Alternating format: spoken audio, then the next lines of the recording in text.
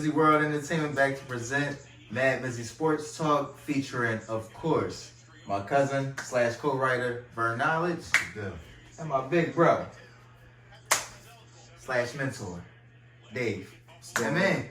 And we here to present mid-season review on what we predicted for this season as far as the NFL 2019 season and what we predict for the second half of the season, as well as mid-season awards. Yeah, mid-season awards. So we're gonna start off with our biggest surprises and our biggest disappointments through halfway through the season. Vern Knowledge, what's your biggest surprise halfway through the season as we watch the Eagles play the Chicago Bears on this iPhone? Bro, my biggest surprise of the season. Go ahead. Is your team. Uh-huh. Is the San Francisco 49ers. Yeah. Oh. Because, cousin, if you would have told me before the season that at the midway point, go ahead, the San Francisco 49ers would be the only undefeated team left in the NFC at the midway point, I would have told you we are going to take you to rehab. Because you are smoking crack. But yet, you need we are serious. We are here. Professional help. They are the only undefeated team left in the NFC. Of course. Jimmy Garoppolo is a beast. Porn star Jimmy. I just look at him and his maturation in New England under Bill Belichick and under Tom Brady. And he's definitely taken the greatest toolages of the greatest combination in sports history. And Tom Brady and Bill Belichick, and he's brought it to San Francisco. It's on display, bro. Definitely. And the greatness of Kyle Shanahan. And that was going to be my answer. So that's your answer as well? Yeah, man. There's no question. My Niners. Yeah, the 49ers. So for both of them, their biggest surprises for the season was the San Francisco 49ers being 8-0. No, I definitely agree with that. It's a very easy, it's a very obvious answer.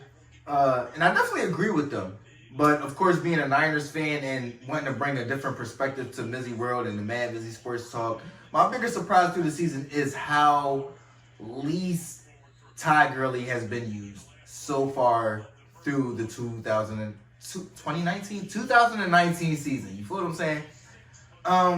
The way that Sean McVay has been using Ty Gurley and the lack of usage that I've seen from him is shocking. It's unexpected. He was hurt in the Super Bowl. I'm looking at the Super Bowl. I don't know if y'all... We was watching the Super Bowl together. We had a fucking segment during the Super Bowl. Where was Ty Gurley at during the Super Bowl? You had the whole offseason. You wasn't claimed to be hurt. He wasn't listed as being hurt.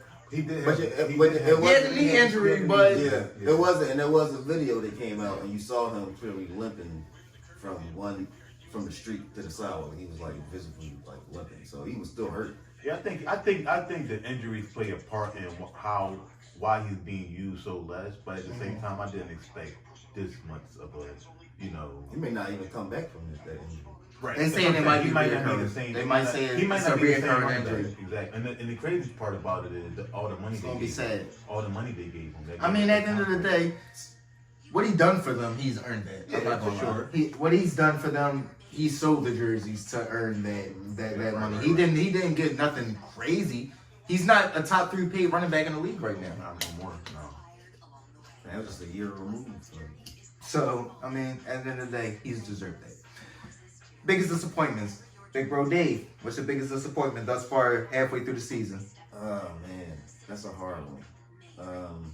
My biggest disappointment is probably, I would say, the Cleveland Browns. I figured you would say that. They just they have no excuse. They got every type of player, athletic player in every position. Every skilled position player you would ever want on a championship winning team. And you can't put it together for some reason. So is that the coach or is that the team? As far as players being selfish. That's another question for you. Is it more of the coach or is it more of the players? in Cleveland. Well, but that was going to be my answer as well. Was the I figured if y'all both would say Cleveland because of what I expected from them. And I don't disagree. Again, I'm gonna get personal with my disappointment, but go ahead. But I believe it's a combination of both. Of course, I it has believe to be. Freddie Kitchens is not. I don't think he's right for that group of personalities.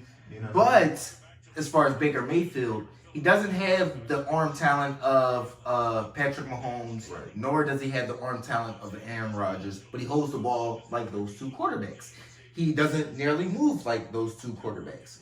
Right. He's not those two quarterbacks, but he tries to play his game like a Patrick Mahomes or an Aaron Rodgers. Right. But I'm not going to put it solely on him. It's everybody. You gotta create the offense for him as well. And Nick Chubb was running the ball spectacularly last week, but he can't hold on to the ball at the end of the fucking runs. Right. He's fumbling. Right. It's everybody. It's a combination of everything. Just accumulative. But as far as my personal disappointment, Marcus Mariota, I had a fear that he would be benched this season when they brought in Ryan Tannehill, I think 10th overall pick. He's a lot more accurate quarterback. Vern knows specifically I really like Marcus Mariota. So why did you think he'd be benched? You thought he'd be benched? No, this is why it's my biggest disappointment because I didn't think he was going to be benched, Gotcha. but I was fearful when they brought in that 10th overall pick in Ryan Tannehill. That's more accurate. Right. So it's like if you don't start making more plays, We got somebody that could that can throw the ball better than you. and if you're not running the ball, like say we see Lamar Jackson doing, we see Russell Wilson doing. Marcus Mariota's been hurt too a lot. He has, but it's still he holds the ball to throw the ball like he's not athletic though. Right. A lot of times, like you're a lot faster than, let's say, a Baker Mayfield. He's a lot faster. So that's my biggest disappointment. That's our review for the first half of the season. We're gonna give our predictions and our awards next. What up, gang gang? We back for the second half of the segment to bring our MVP, defensive MVP, rookie of the year, defensive rookie of the year, and our second half predictions. Who you got as MVP, Vern? Right now, MVP Aaron Rodgers. I just think with the position that Green Bay is in, given what they was at last 7-1. 7-1. Special. Arguably the best team in the NFC. The only loss coming to the Eagles on a Thursday, short on week. a short week on a play that could have been a touchdown if the guy catch the ball. So they could easily be undefeated right now. So my MVP is Aaron Rodgers right now. And he's playing lights out, of course. It's A-Rod. It's hard to debate. A-Rod is definitely playing special. Who you got as MVP right now, Dave? Well, as you can see, right here, I already have it written down in my notes right here. Aaron Rodgers. He is, man. He's the best. He's special, man. He's the best quarterback in the league right now, in my opinion. He's the best quarterback. I honestly think since he's entered the league and actually been playing, he's been the most special quarterback we've seen consistently as far as throwing. Right. My MVP thus far is Christian McCaffrey. Got the Panthers at 4-3 without Cam Newton, with Kyle Allen, I think an undrafted free agent. I'm not sure, but I got Christian McCaffrey averaging the most yards from scrimmage as a running back for any running back in NFL history thus far. He's been a special player. Defensive MVP, Dave. Who you got, Dave? Defensive MVP. It's gonna have to. I say the Bosa's. The Bosa's. You know, it's the younger one, the rookie. But He got Nick. I say both of them. I'm putting both of them because they both is like Crazy. playing crazy this season. So yeah, I have to give it to the Bosa's. Man. The Both Bosa's. folks is there. Can't argue that. Who you got defensive MVP? We've been agreeing like a motherfucker today. I'm gonna go like defensive rookie, defensive MVP. Nick Bosa is probably the best up and coming defensive end in the league right now. The destruction that he The caused. havoc. The havoc. That's what the word is. The havoc. It's the havoc that he causes on a consistent basis is It's uncanny, amazing, bro. It's amazing. Like it's like we haven't seen it since like a JJ Watt, you know, Right. like when he was dominant. J.J. Watt at his peak, and he's in his first year. Exactly. So it's Special. He's special, man. Defensive MVP for me, I'm gonna say Stephen Gilmore. You think about the Patriots defense right now, he is to me the anchor. He's holding down that left side, the strong side. I If like you're a him. corner of the defense, special. They're leading the league in turnovers right now. I think he's leading the league in interceptions right now, if I'm not mistaken. Stephen Gilmore is my defensive MVP. Rookie of the year, Vern.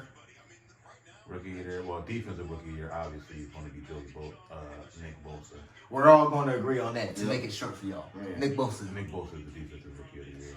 Who's rookie of the year? Rookie year on offense, I'm gonna go with DK Metcalf. I think he's made a difference for Seattle with the loss of Doug Baldwin. I think I'm not gonna say he's Doug Baldwin, but he's supplemented for Doug Baldwin pretty well. Special. He's pretty special as a kid, as a rookie. And he's basically Russell Wilson's go-to at this point. So besides Lockett, of course, but him and Lockett is a good combination. I like them in Seattle. That's a good combination. Rookie of the year? I'm gonna say Metcalf as well because he brings more to his team than what the other rookies would bring to the team. Like Kyler Murray's been, he's been all right, but Metcalf has meant more to the Seahawks than he has right now to his team. So I'm gonna go with Metcalf. To me, that's debatable. My offensive rookie of the year thus far is Kyler Murray. I'm just watching him this past game that we played against them, my San Francisco 49ers. His fucking arm is amazing. His release is ridiculous, and it comes out like a fucking laser. Like, he has a strong arm. He's special. He's super fast. Small, bro. Like, And that's the only thing he he looks like does. a kid, bro. Like he's like a kid out there. He looks like one of us, bro. Nick. Like I'm talking about right now. Not working out for 4 years at Oklahoma and doing all that. You feel what I'm saying? Like he looks petite. But for me, it's got to be Kyler Murray just because it's the eye test for me. Like when the ball comes out, it's accurate, it's fast, it's a line, it's a laser. I love his game and right now. They've been winning football games. How many players away do you think they are from that though? From him being to that where he got the. Well, they probably gonna have another top pick this year, but Yeah, I say they bring him in another receiver. You know what I mean? Like another go-to person. Because right now he doesn't need a crazy offensive line because he's still young. He's running around. Larry Fitzgerald was making people he's miss. getting up there in the age. Exactly. He's going to retire eventually. Maybe not this year, if next year. Bold predictions, second half of the season. Bold prediction, second half of the season. Ooh, Dave, you go first. Ooh, Dave, you go first. Should I go first? I didn't go first yet. I didn't go first yet. My bold predictions for the second half of the season is that the New England Patriots will not make the Super Bowl. I have them losing, not in the AFC Championship round, but in their first playoff game against whoever they play. Yes, I am a New England Patriots hater, and I own up to it. I have no backing to prove this. That's my bold prediction. That's a bold ass prediction. You feel what I'm saying? But I mean, I take my losses on my chin as usual. You feel what I'm saying? But that's my prediction. I just feel as though this year